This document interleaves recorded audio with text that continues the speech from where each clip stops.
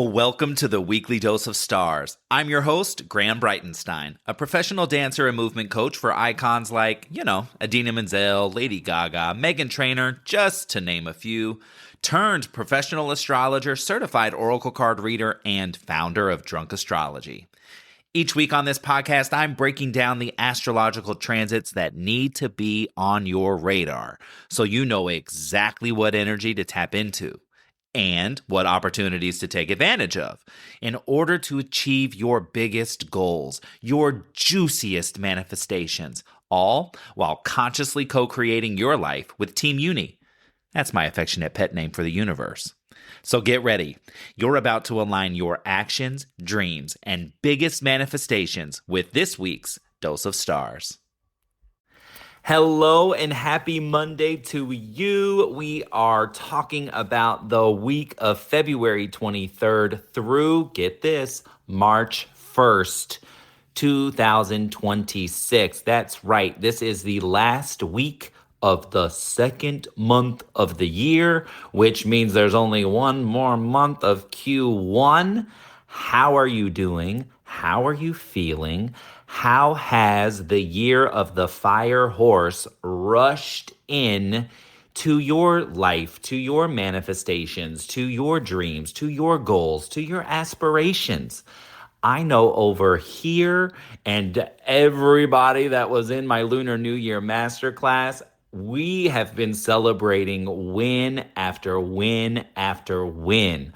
So let this be known to anyone who didn't happen to join that masterclass. One, this is all indicating how powerful moon phase manifesting is, and it is also capturing the magic of the changing of the guard when it comes to the Lunar New Year, honoring the animal and the themes of the year before, and then embodying and opening yourself up to the animal and the themes of the incoming energy, all align beautifully and perfectly for you to capture and trailblaze forward, right? So just all of you who were a part of my Lunar New Year Masterclass, just know I am celebrating each and every single one of you wildly. It has been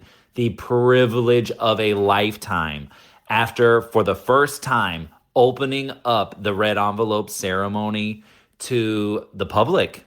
How satisfying and how gratifying it is to see so many of you celebrating massive wins, tiny winks from the universe, unexpected money just showing up in your lap. And we even had somebody who their father had passed 6 months prior, and then here right after the red envelope ceremony can finally sell the house, right? After just delays and struggle. And then here following the red envelope ceremony, that process can be done. Healing can continue without that nagging and agony, right? And so I just am forever in awe of what working in alignment with the moon phases can do, what kind of transformation that can bring on in ways that you would expect, and also in these surprising, unexpected ways, and it never gets old. So if you're here, I know you're a part of the tribe. If you're here and you haven't ever looked into my Moon Phase Manifestor program, I would highly encourage you to look at my website, either tap the show notes. If you're listening to this on a podcast platform, go to drunkastro.com, look at the program, look at what's really happening inside to everyone who's a part of it, myself included, right? I do this too. Obviously, it's why I'm leading it. And I just am oh my God, all the time.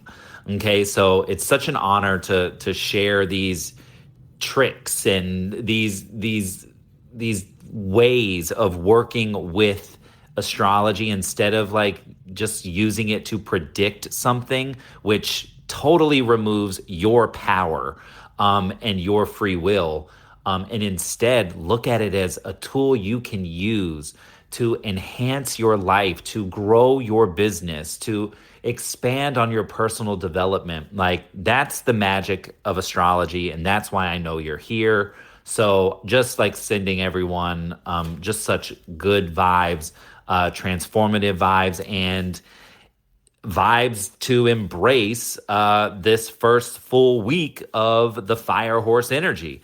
Away we go. We're taking the reins, and I encourage you to take your life by the reins and say, this is where we're going. Okay? Like, you are the captain of your ship, you are the leader of your life, and the more that you embody that during a Fire Horse year, the more you're going to watch the speed at which the universe supports you starting before you're ready, right? I led a kind of like a mini lecture at a friend's sound bath and breathwork session on Lunar New Year Day. And I said that the cost of entry for a Fire Horse year is beginning before you're ready, right? So instead of percolating on ideas and entertaining hypotheticals and theoreticals, this is the year where you simply just do it. You simply begin. And, not that you don't put thought into it, you do, but you don't let your magic, you don't let your creativity, you don't let your magic sit in the idea realm. You put it into action, right? And if it's something to where you're inviting other people and only one person shows, great. That's one person that is your dream person, right? That one person might be somebody who sticks with you for years and years and years. I will say I have a number of people that I work with in various capacities. Some people that come to the retreat every year, but I don't even do readings for them, right? Like they just show up because they want that IRL experience. They want that raise your vibe retreat experience. Who wouldn't, to be honest, because it's amazing. And then I've got my coaching clients. I've got the people that come to me for their 12-month oracle card readings, and I don't see them but one time a year, right? So that one person, right? If you are going to lead your first class or workshop or host something, start a new Instagram, if you only get 1, 2, 3 people in a space, whether it's online or in real life, nurture the ever-loving shit out of them because they are your people. Okay? So in essence, this next year, the year of the Fire Horse, you've got to be willing to begin before you're ready, right? Don't let money be the barrier that stands between you and what you want, right? Like, I can't tell you how many things I've worked out with clients who were like, I know that you're the coach for me. I know that you're the astrologer for me. But like, here's what I'm working with, right? Like when it's aligned for you, the ways will be made. Okay. So like, don't let that be the thing that stops you. Okay. Because you will be surprised at how much the universe wants to support you. And all it takes is for you to make the first move. And when you do, just witness what follows. Okay. And that will, time and time again, reveal just how much the universe is willing to back you, to be in your corner, to cheerlead, and to just make things so much easier. Which is exactly the base of moon phase manifesting, right? Like, don't just make it happen in a way that's easy, simple, and better than you imagine. So the main attraction that we need to talk about this week, in addition to the Fire Horse energy, In addition to us being down the eclipse highway, it's racing forward, okay? We're in between the new moon solar eclipse from last week and the Virgo full moon lunar eclipse next week.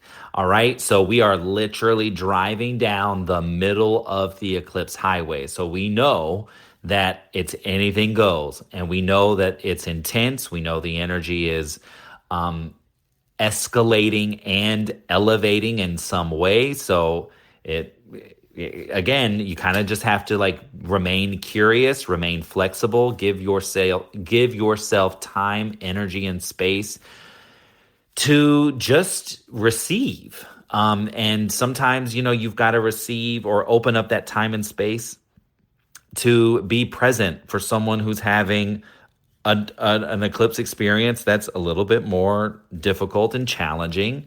Sometimes you've got to give yourself time and space to receive like windfalls of abundance and opportunity and prosperity, and be able to like process that and to sit with that and to not like rush through the moment and skip over celebrations.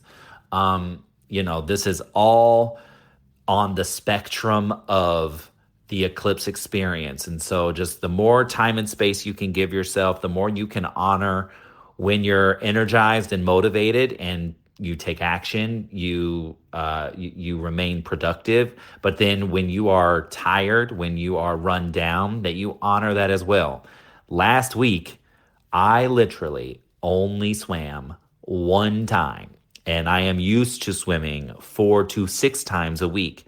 But when I tell you, my body was like, "You're tired, bitch. Sit down."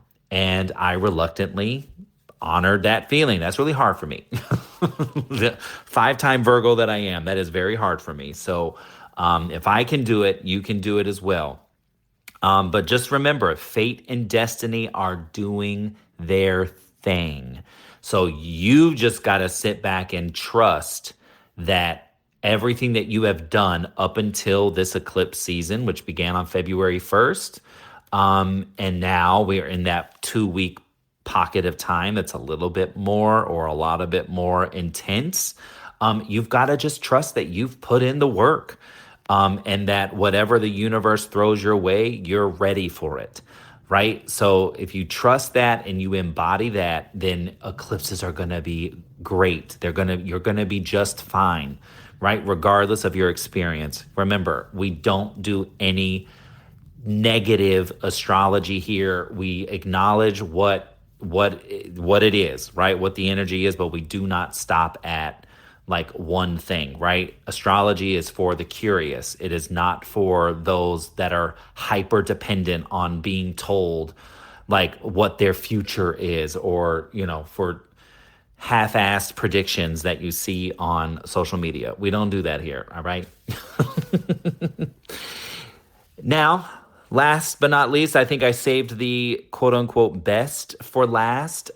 This week on Wednesday, February 25th, the words that none of you probably want me to say, Mercury stations retrograde at 10:48 p.m. Pacific or 1:48 a.m. Thursday, February 26th Eastern.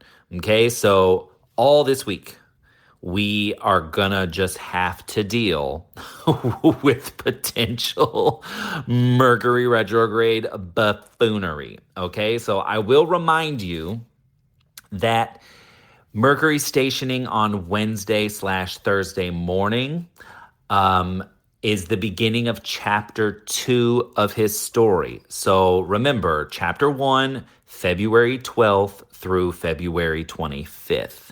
Okay, and chapter 1 is the preview of your movie.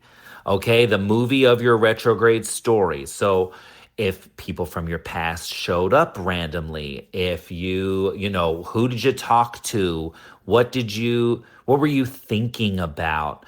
What was coming through with your dreams, right? Mercury retrograde is taking place in Pisces, so we got to get really curious about the messages we get in our subconscious, in our dream state.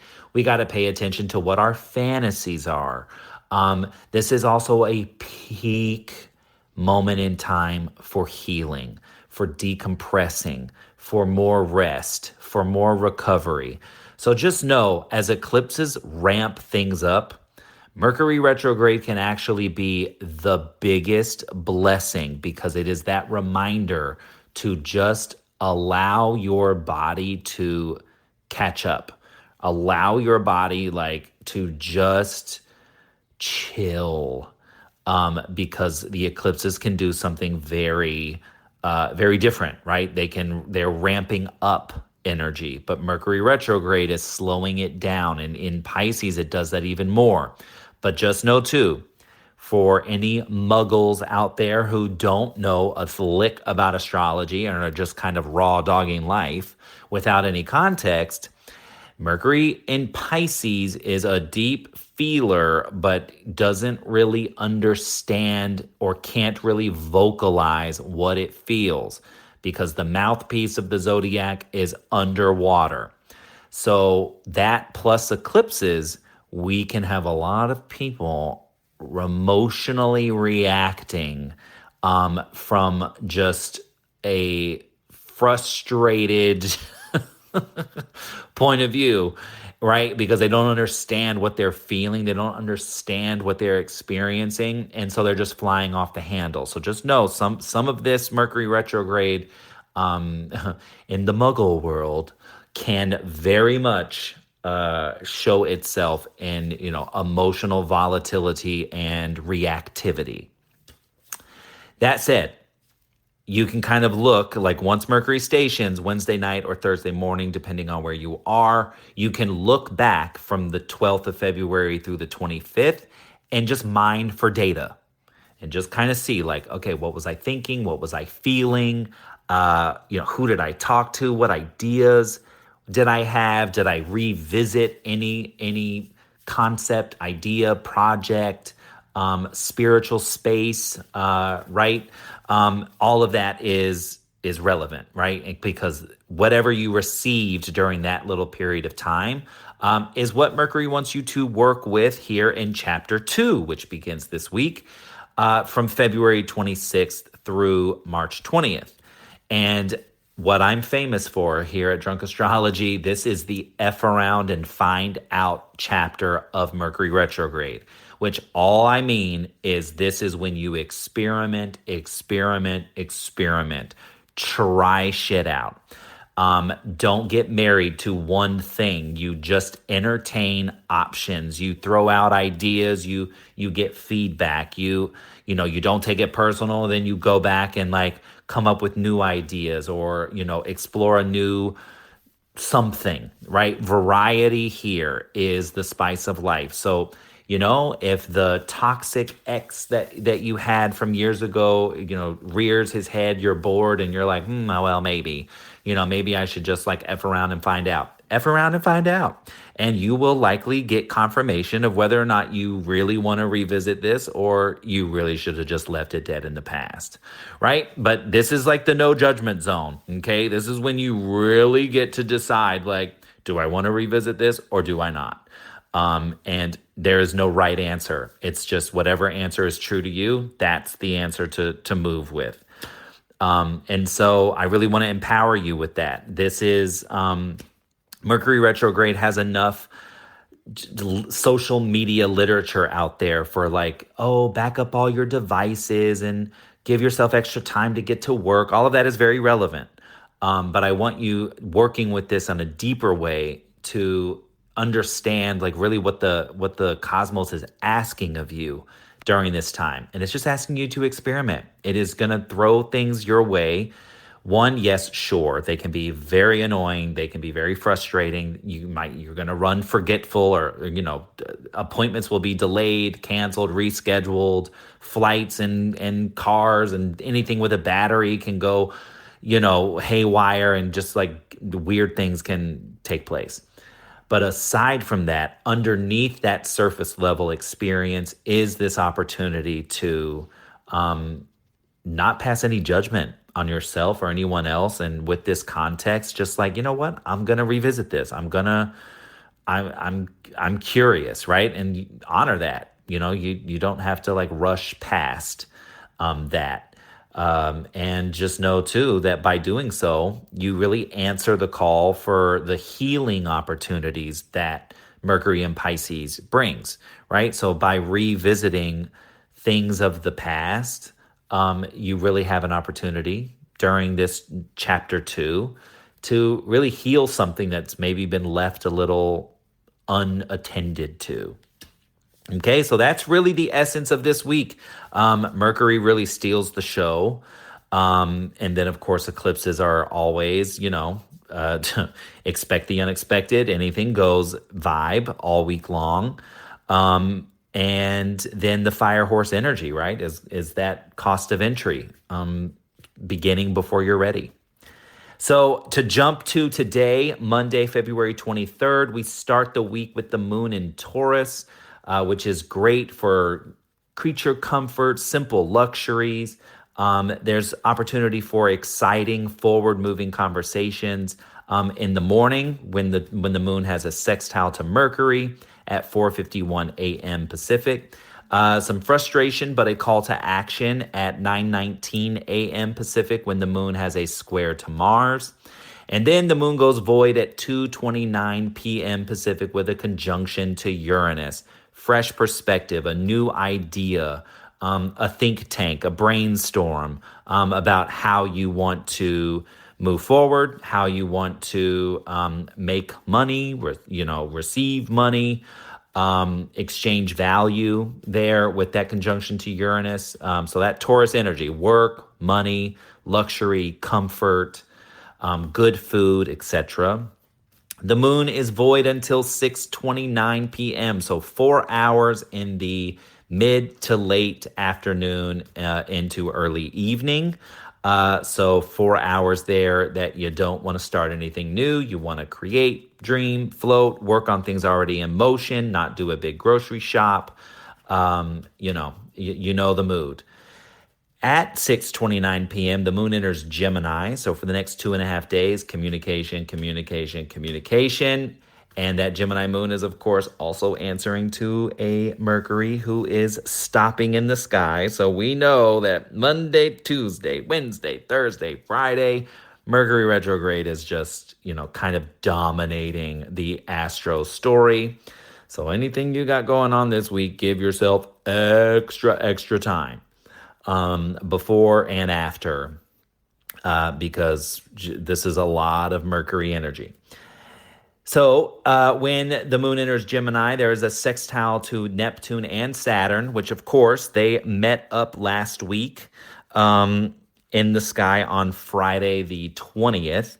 And when Saturn and Neptune get together, Neptune is the planet of dreams, manifestations, fantasy, and Saturn is the planet of structure, right? If you want to see the things you write in your Manifest Big journal, or the things that you put on your vision board, if you want to see them come to life, there needs to be a structure. There needs to be discernment and discipline.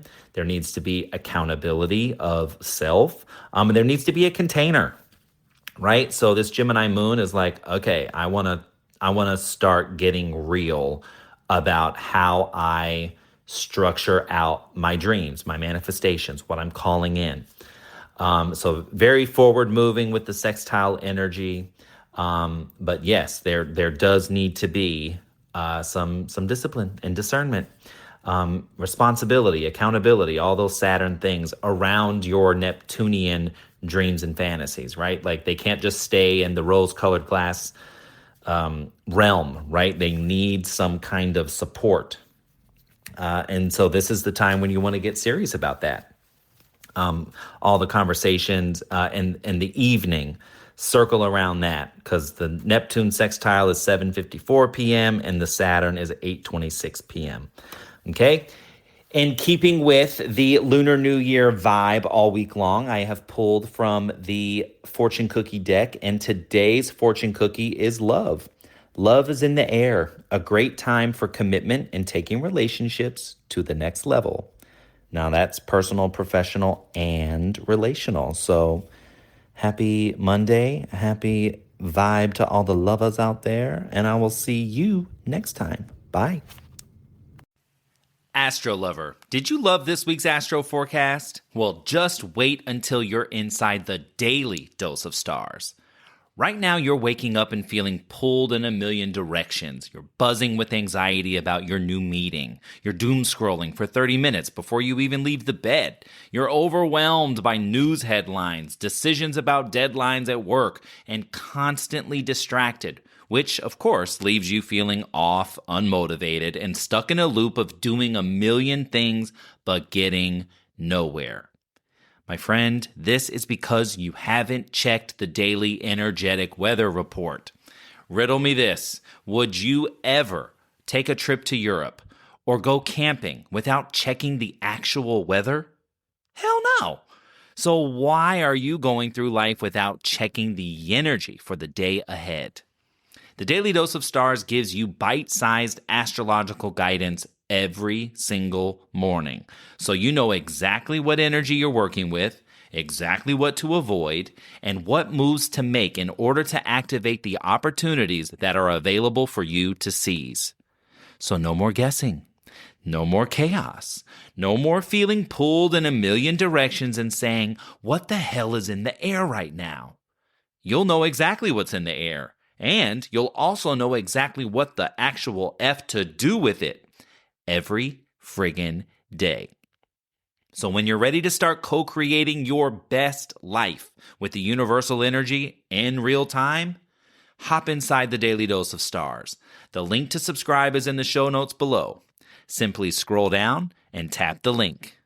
I'll see you there.